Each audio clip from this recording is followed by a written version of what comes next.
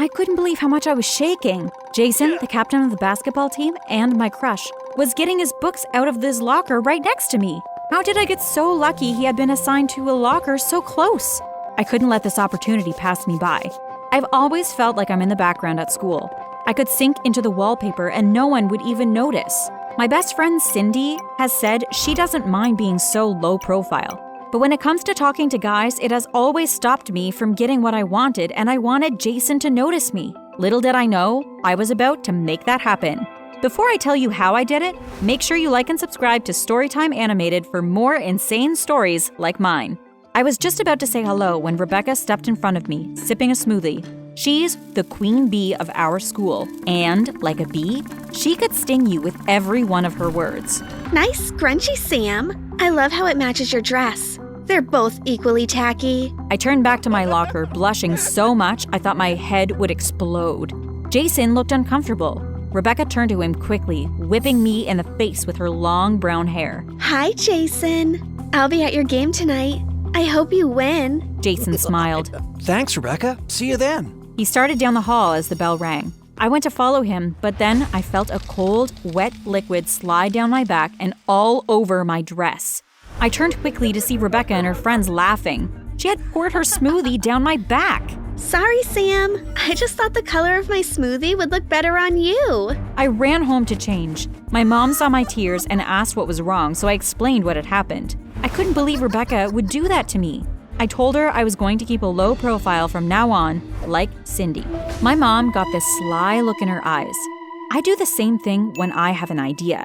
We look similar, the same wild blonde hair, the same blue eyes, but she's way prettier. I always wanted to grow up to look just like her, but so far, it didn't look like that was bound to happen. She put her hand on my arm comfortingly. Sweetheart, fading into the background will just let Rebecca win. She went upstairs and came down with something glittering in her hands, a butterfly hair clip. This belonged to your grandmother. She was a famous film actor for many years. She was beautiful, confident, and was never in the background of any scene. She would want you to have this. I took the clip and put it in my hair. I did feel a little more confident. My mom smiled at me and said, Use it wisely, okay? Whatever that means. But when I got to school the next day, I couldn't believe the change. People were looking at me in the hallway in a way they never had before. They waved and smiled. This was crazy. I saw Jason at my locker and was going to say hi when Rebecca stepped in front of me. She looked so shocked.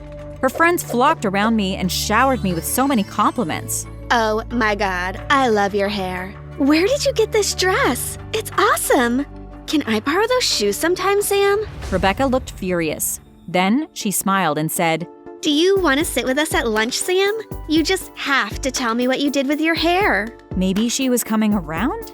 At lunch, I went past Cindy and my table and headed to the back with Rebecca and her friends.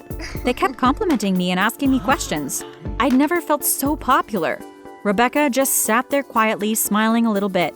Then she crushed my entire world. Seriously, Sam? What did you do to your hair? I want to try it, now that I'm dating Jason. I felt like the lunchroom fell out from beneath me.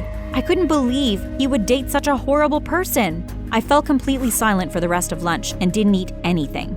After lunch, I went to the bathroom and ran into Cindy. Sometimes we hang out there to avoid the loud lunchroom and people like Rebecca. She looked at my hair too. Wow, what'd you do? You look great. I started crying. I think it's this hair clip my mom gave me, but it doesn't matter. Rebecca stole Jason and now I'm back in square one. Cindy blushed. I don't mind being in square one. We always have been. Isn't that okay? She totally didn't get it. That's how Rebecca wins. I huffed and left the bathroom. When I got home that night, I found my mom having tea with a beautiful woman with long brown hair and glasses.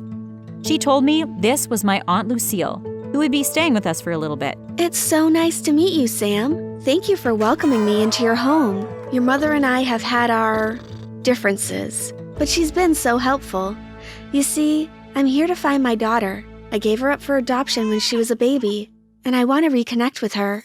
She kept staring at me with that sly look my mom has. She was totally weirding me out.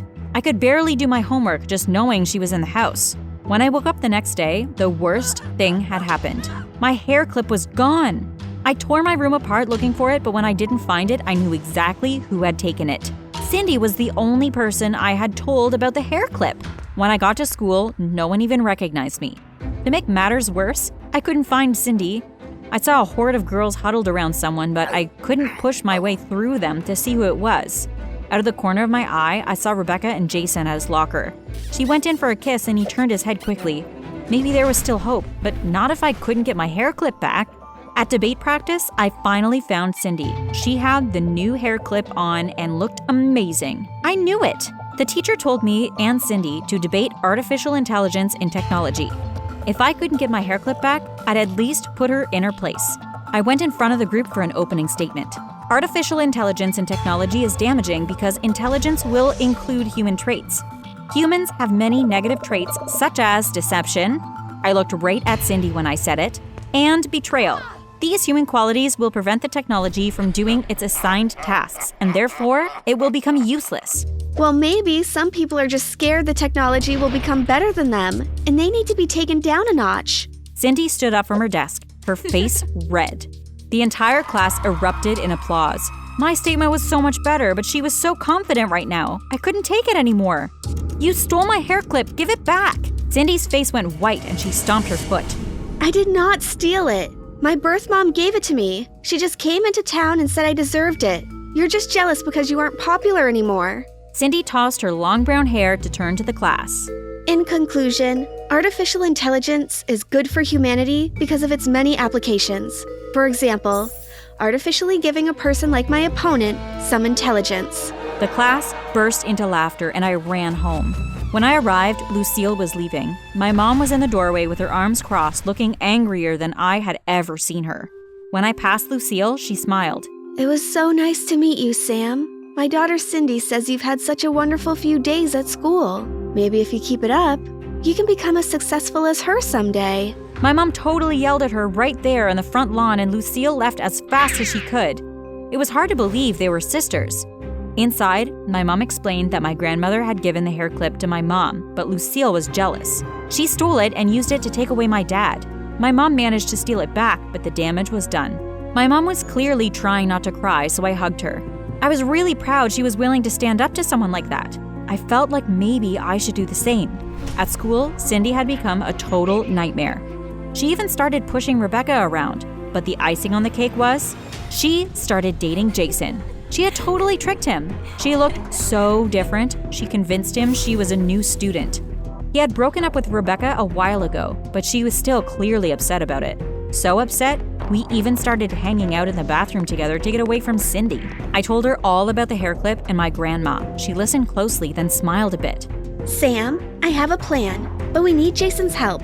We have to tell him who Cindy really is. I was nervous to break this news to him. He'd be really upset. Rebecca smiled even wider. I don't think he'll be that upset. In fact, I think you should be the one to tell him. I didn't know why she was being so secretive, but hair clip or no, I had to tell him. When I ran into Jason at our lockers, I finally got the courage. I told him Cindy was a liar and had just used Rebecca and me to get to him. He actually smiled and looked a little sad. Then he told me he had sort of known. He really couldn't stand how she had been treating everyone, and he would do everything he could to help. The next day, Rebecca and I watched from around the corner while Cindy and her posse went to Jason's locker. She pecked him on the cheek and giggled. Where's Sam? I was looking forward to presenting her with the Worst Split Ends award this morning. Jason frowned, then replaced it quickly with a smile. It's no fair with you around, babe. Your hair is gorgeous. But when he ran his hand through her hair, he pulled the clip right out. Cindy's hair rocketed out from her head like she had put her finger in a light socket. Everyone gasped. Jason threw the clip in his locker and slammed the door. Leaning against it, he said, I don't want to see you anymore, Cindy. I think you're mean, and honestly, I've always liked Sam. I thought you were like her, but it turns out you couldn't be more different. Cindy ran right past us as she left school. She gave me the dirtiest look, but I didn't care. She deserved it. When I turned, Jason was right in front of me smiling. I meant what I said. I've always liked you. I just couldn't find the courage to talk to you. I blushed, then had a crazy thought. Hey Jason, when I first got the hair clip, did you notice anything different about me? He frowned and shook his head. Not at all. I kissed him. That night, my mom and I put the hair clip back in the attic. I definitely didn't need it anymore.